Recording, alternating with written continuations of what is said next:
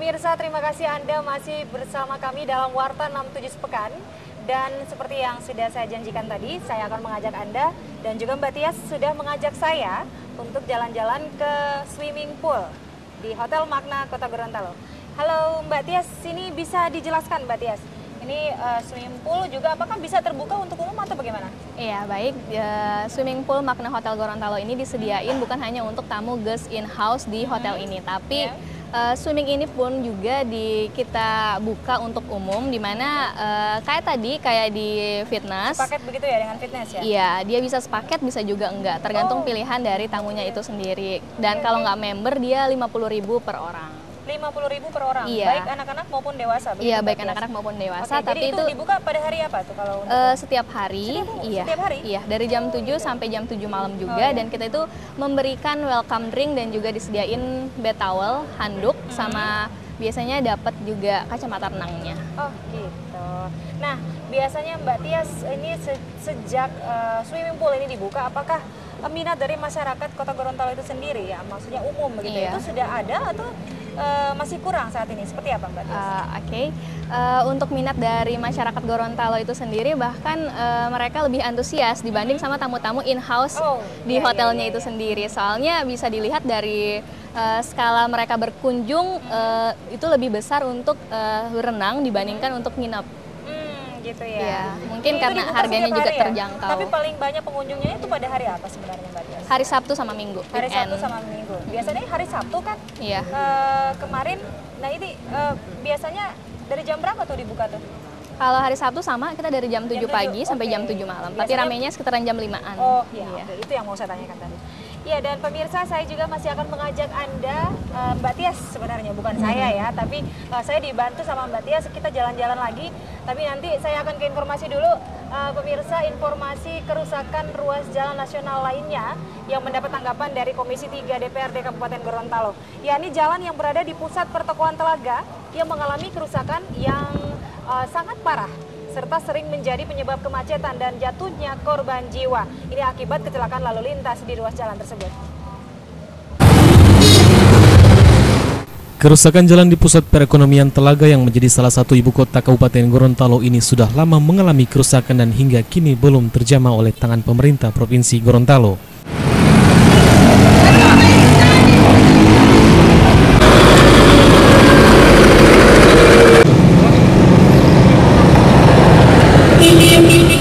Stephen Eki, anggota legislatif dari Komisi 3 Dewan Perwakilan Rakyat Kabupaten Gorontalo, juga menyoroti kerusakan jalan tersebut. Dirinya mengatakan, ritme kendaraan dari Limboto menuju pusat kota Gorontalo atau Telaga biasanya hanya ditempuh dalam waktu 30 menit saja. Namun seiring bertambahnya jumlah kendaraan yang sering melintas jalan tersebut, menyebabkan jarak dan waktu yang harus ditempuh dari Limboto ke pusat kota bertambah menjadi 45 menit. Peningkatan volume kendaraan ini harus dibarengi dengan perbaikan dan pelebaran jalan, agar pengguna jalan bisa dengan nyaman melintas di pusat pertokoan tersebut. Dirinya juga mengungkapkan telah berkoordinasi dengan pihak balai jalan untuk memperbaiki jalan tersebut, namun masih terkendala dengan pembebasan lahan warga yang berada di lokasi jalan itu. Rencananya pelebaran jalan itu akan bertambah 3 meter di sisi kiri dan di sisi kanan.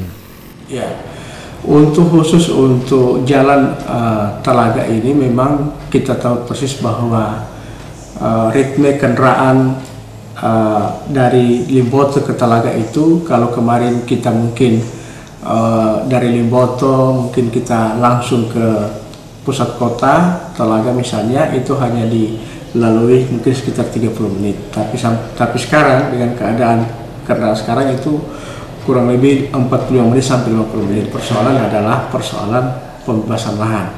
Nah, ini juga yang harus dipikirkan bersama.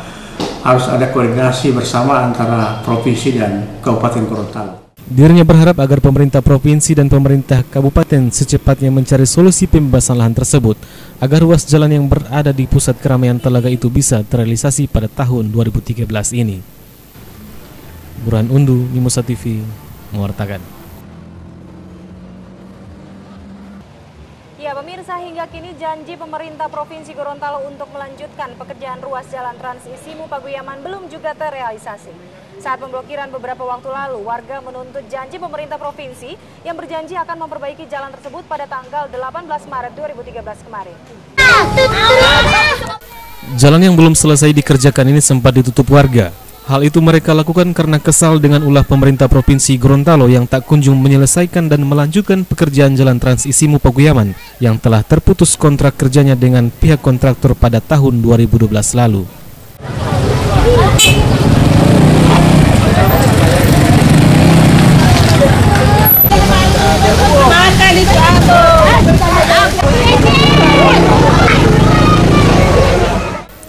Warga dan pihak kepolisian serta pihak Dinas Pekerjaan Umum Provinsi Gorontalo sempat melakukan mediasi melalui telepon.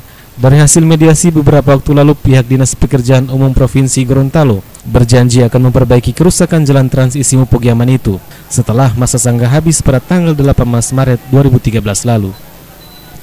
Polemik jalan Trans Sulawesi ini juga mendapat tanggapan dari salah seorang ahli Komisi 3 DPRD Kabupaten Gorontalo. Dirinya mengatakan pihaknya telah mengundang pihak Balai Jalan dan mempertanyakan polemik jalan trans tersebut dan meminta agar pihak Balai Jalan segera mengatasi dan mempercepat pekerjaan ruas jalan yang sempat diblokir warga beberapa waktu lalu itu. Sampai pekerjaan jalan itu apakah sudah ada anggarannya atau belum? Sehingga kalau memang anggarannya sudah ada, maka kita akan mempertanyakan kapan pelaksanaan pekerjaan, karena jalan itu merupakan akses yang memang jalan nasional yang setiap hari lalu lintas di jalan itu dilalui, sehingga pada saat hujan maka kondisi jalan memang memprihatinkan. Terkait hal itu, pihak DPRD Kabupaten Gorontalo masih akan melakukan rapat dengar pendapat dengan pemerintah provinsi pada Senin 25 Maret 2013 mendatang. Burhan Undu, Mimosa TV, mewartakan. Ya pemirsa, masih ada beberapa informasi yang akan saya hadirkan untuk Anda, dan jangan kemana-mana dulu ya, karena saya masih ingin ditemani Mbak Tias. Saya pengen jalan-jalan kemana Mbak? Lotus Restoran. Lotus Restoran. Mbak Tias, kita sekarang sudah di mana nih Mbak Tias? Restoran of Makna Hotel, kita namainnya Lotus Restoran. Ya, baik, nanti pemirsa di rumah kita akan diajak ngobrol-ngobrol sama Mbak Tias mengenai restoran ini ya, Lotus Restoran. Ya. Di mana Mbak nih? Iya, kalau gitu kita duduk sini aja. Oh, oke. Iya. Wah, ini bar ya. Ini bar ya, Mbak. Iya. Oke. Wah, baik pemirsa, saat ini kita berada di hotel, dan seperti yang sudah dikatakan Mbak Tias tadi bahwa Lotus ini sudah dibangun sejak kapan ya kemarin tadi Mbak Tias? Bulan November. Pas grand opening. Ya, sebenarnya Mbak Tias kita juga sempat mengadakan wawancara di sini, dialog gitu ya, secara langsung, dan situasinya sih masih agak belum seperti ini gitu. Sekarang sudah luar biasa. Nah Mbak Tias, bisa diceritakan sedikit Mbak Tias, ini apakah sama gitu kegunaannya, atau maksudnya apakah ada dari umum juga bisa ke sini, atau hanya untuk apa tadi ini, untuk orang hotel sendiri saja gitu yang tamu menginap di sini? Iya Mbak, jadi Lotus Restoran ini adalah salah satu fasilitas yang kita sediain buat tamu guest in-house di sini. Tapi bukan hanya buat tamu guest in-house itu sendiri, tapi Lotus Restoran ini juga terbuka buat umum. Begitu. Nah, kalau misalnya Mbak Tias ada yang pingin membuat misalnya perayaan begitu, apakah bisa di restoran Lotus ini? Iya, bisa. Jadi selain kita mempunyai meeting room, ada ballroom, grand ballroom, sama ada 4 meeting room yang lainnya lagi, kita juga menyediakan Lotus Restoran ataupun pool itu sendiri bila mana ada tamu yang request pingin buat acara di sini. Oh begitu. Nah, satu lagi pertanyaan saya Mbak Tias, ini kalau kita pingin buat acara di sini tadi seperti Mbak Tias bilang boleh gitu untuk umumnya, mau mengadain perayaan seperti apa gitu ya di sini. Nah itu bisa menghubungi kemana sih Mbak Tias? Apakah ke Mbak Tias sendiri atau mungkin ke siapa? Biasanya buat nego-nego harga seperti itu, seperti fasilitas yang kita sediain, biasanya bisa langsung berhubungan sama sales kita, sales dari Makna Hotel Gorontalo. Mas Kristo? Iya. Benar. Oh ya, itu kalau itu Mas Kristo saya sudah tahu sekali tuh Mas Kristo. Nanti sebentar saya ngobrol-ngobrol juga dengan Mas Kristo sedikit aja. Ya, dan Mbak Tias, sebelum kita ngobrol-ngobrol lagi, saya mau ke informasi dulu Mbak Tias ya. Oke, pemirsa, ratusan rumah di 5 desa di Kecamatan Boliouto, Kabupaten Gorontalo porak-poranda akibat diterjang angin puting beliung. Sejumlah fasilitas pemerintah seperti sekolah dan kantor desa pun rusak akibat angin ganas tersebut. Para korban angin puting masih mengungsi di rumah pada saat itu. Berikut liputannya. Inilah kondisi Desa Marga Mulyo. Lebih dari 14 rumah rusak berat dan 28 rumah rusak ringan akibat terjangan angin puting beliung. Kondisi ini hanyalah salah satu dari 5 desa yang berada di Kecamatan Bulyo Huto, Kabupaten Gorontalo. Dari data sementara dari Badan Nasional Penanggulangan Bencana Kabupaten Gorontalo menyebutkan 5 desa yang terkena puting beliung, yakni Desa Marga Mulyo, Desa Bandasari, Desa Makmur Abadi, Desa Sukamakmur, dan Desa Molohu. Kerusakan yang terjadi di 5 desa tersebut mencapai 244 rumah, di mana 22 rumah warga mengalami rusak berat, dan warga yang menjadi korban puting beliung mencapai 717 jiwa. Kejadian ini terjadi sekitar pukul 4 sore. Warga menuturkan hujan disertai angin kencang yang menimpa desa mereka selama 1 jam membuat atap rumah berterbangan hingga 20 km.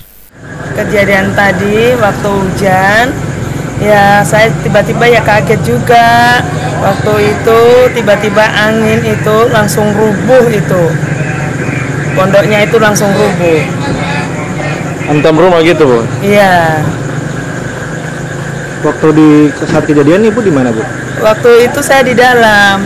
Ngapain, Bu? Sama bapak, sama anak-anak. Ketakutan warga saat itu bukan saja angin puting beliung, namun juga banjir yang sewaktu-waktu datang dan menghantam rumah warga yang sudah rusak itu. Belum ada posko pengungsian yang dibangun pemerintah karena sejumlah korban masih mengungsi ke rumah kerabat. Pihak BNPB masih sementara melakukan pendataan kembali mencari rumah warga dan korban bencana, di samping memberikan bantuan berupa makanan dos. Beruntung tidak ada korban jiwa dalam kejadian ini, hanya sejumlah warga yang terluka saat menghindari amukan puting beliung. Dan kerugian sementara diperkirakan mencapai ratusan juta rupiah. Jadi angin puting beliung terjadi di Kecamatan Tolangahula ini pada pukul 15.30. Sini terjadi tersebar di 5 desa yang masing-masing yang paling parah adalah di Marga Mulyo.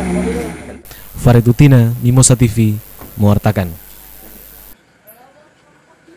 Ya, pemirsa, sementara itu ribuan hektar area persawahan milik warga Desa Bongo 3, Kecamatan Wonosari, Kabupaten Bualemo, beralih fungsi menjadi areal pembibitan kelapa sawit milik PT Argo Arta Surya.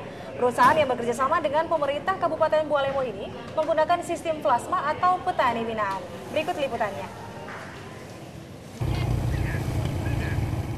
Dahulu ini adalah area persawahan yang sering ditanami padi oleh petani yang berada di Desa Bongo 3, Kecamatan Wonosari, Kabupaten Bualemo. Namun kini tak terlihat lagi keindahan padi yang hijau di areal ini.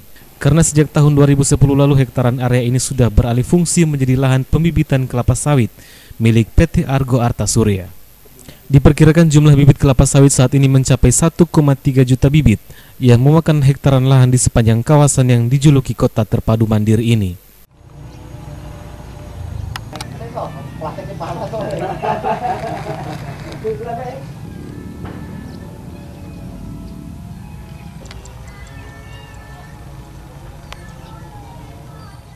Misnan Sitorus, manajer pembibitan PT Argo Arta Surya, mengungkapkan masa pembibitan kelapa sawit ini memakan waktu selama 7 bulan. Dan jika sudah melewati masa tersebut, kelapa sawit ini akan ditanam di lahan milik masyarakat setempat dengan menggunakan sistem plasma atau petani binaan. Penanamannya, Pak? Penanaman di lapangan, kita pakai plasma, Pak. Plasma. Petani binaan lah. Petani binaan. Sistemnya seperti apa itu, Pak? Bisa dijelaskan? Kita ada yang tim tersendiri itu, Pak, untuk hal itu, Pak. Nah, dia akan lebih berkompeten jawabnya lah. Ya. Oke, Pak.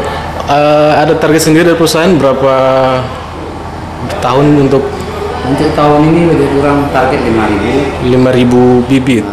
Dirinya menambahkan tahun 2013 ini mereka akan menanam sebanyak 5.000 bibit yang akan ditanam di lahan milik masyarakat setempat. Burhan Undu, Mimosa TV, mewartakan. Ya, pemirsa, demikian tadi informasi yang sudah saya hadirkan dalam Warta 67 Sepekan. Dan Mbak Tias ya, ini Mbak Tias sama Tia, bedanya hanya di S aja ya. Saya sudah ditemani Mbak Tias dari tadi, dan juga tadi Mbak Tias mengatakan kalau ingin menghubungi kalau pengen tanya-tanya lebih lanjut, seperti lebih ke harganya, rate-nya atau seperti apa, mungkin lebih ke salesnya langsung. Iya, itu Mbak Kristanya. Oh, ya betul. Halo Mas Kris. Waduh, dari tadi di sini Mas? Oke, silakan. Ya pemirsa, tadi yang saya sudah sampaikan ketemu dengan sales marketingnya. Ini Mas Kristo nih, ya. Jadi kalau Anda ingin berminat membuat perayaan misalnya, mungkin begitu ya Mas Kristo ya. Oke. Jadi Anda bisa menghubungi langsung ke Mas yang ganteng ini di sebelah saya, ya. Oke. Jadi bukan yang ini Mbak, Mas pemirsa. Iya, dan pemirsa demikian tadi bincang-bincang saya dengan Mbak Tias juga Mas Kristo sedikit saja, dan semoga saja informasi yang kami hadirkan di Warta 67 sepekan ini bisa bermanfaat untuk kita semuanya. Dari Hotel Magna Gorontalo, saya Rahmatia Badaru, terima kasih atas kebersamaan Anda, selamat malam dan sampai jumpa. Terima kasih. Ya, terima kasih. Oke.